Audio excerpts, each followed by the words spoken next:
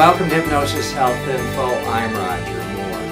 If you've looked at any of my videos, read anything that I've written, my posts at Hypnosis Health Info, you know that I'm very passionate about weight release. I used to weigh 110 pounds more than I do now, was overweight most of my life, grew up the fat, chubby kid.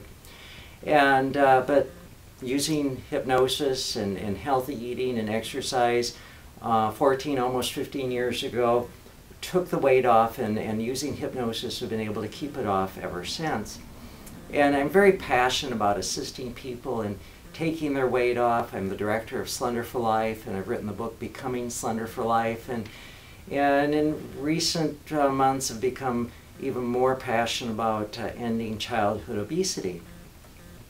And this is Tuesday, September 1st, 2009, and there's a Reuters report that was actually released today that says a strongly worded report on childhood obesity released on Tuesday recommends that state and local governments tax junk food and soft drinks, give tax breaks to grocery stores that open in blighted neighborhoods, and build bike trails. The report from the Independent Institute of Medicine and National Research Council also suggests that governments limit television and video games and after-school programs, require restaurants to list calorie counts on their menus, and open school playgrounds and athletic fields to communities.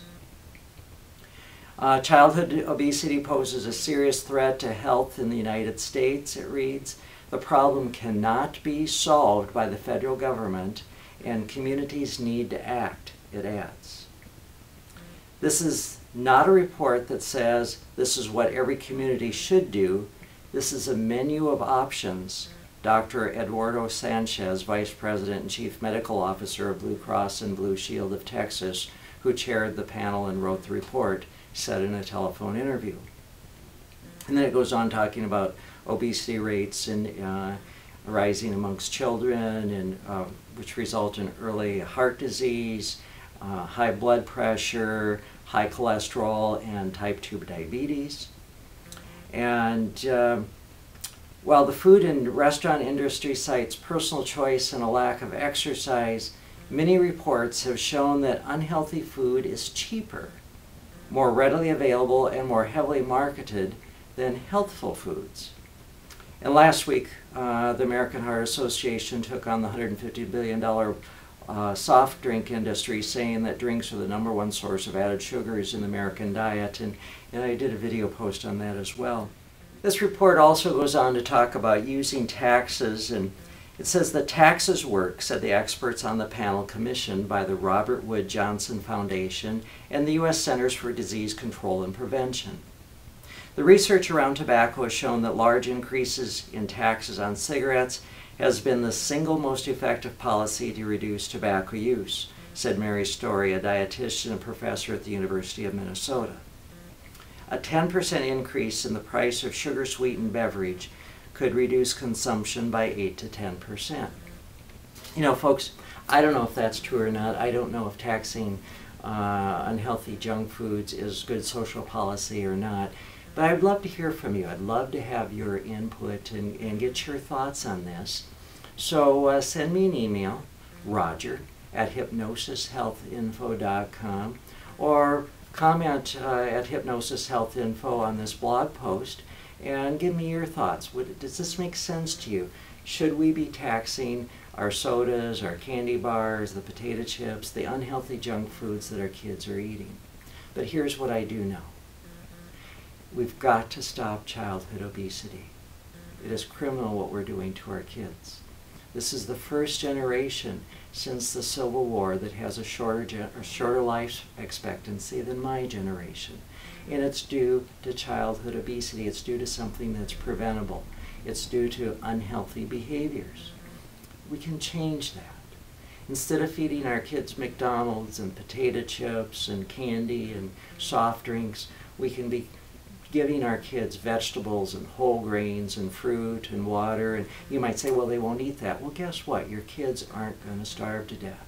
When that's all the food that you have available to them, they will change. They will eat it. You know what? they may protest a little bit. They may protest a whole lot. But we're parents. Our job is to lead. Our job is to guide. Our job is to show up and be parents to our kids, not to be their friend. So I urge you to take charge of your family and take control of what they're eating and support your family in letting go of excess weight. Now, if you live in the Seattle area or here on Bainbridge Island or in the surrounding Puget Sound area, give me a call at 206-903-1232 and set up a no charge and no obligation consultation with Slender for Life, my weight loss program, and we'll talk about my book, Becoming Slender for Life, and set up a program that would support you in letting go of excess weight, support your family, your children in letting go of excess weight. And if you don't live near Bainbridge Island or Seattle, then send me an email and I'll contact, and also include your telephone number in that. I will contact you and we can set up a telephone and internet program for you, for your family, allowing you to use the tools and the resources at Slender for Life to take the weight off and, most importantly, keeping it off. We really do have to change how we're eating. We do need to end childhood obesity. We simply can't afford, as a nation, for the upcoming diseases that would be associated, the health costs that would be associated with this, and it's just not fair to do this to our children. So give me a call or send me an email. Let me know how to support you. And again, I'd love to hear from you. Does it make sense to tax the unhealthy junk foods? I'm Roger Moore, and this is Hypnosis Health Info.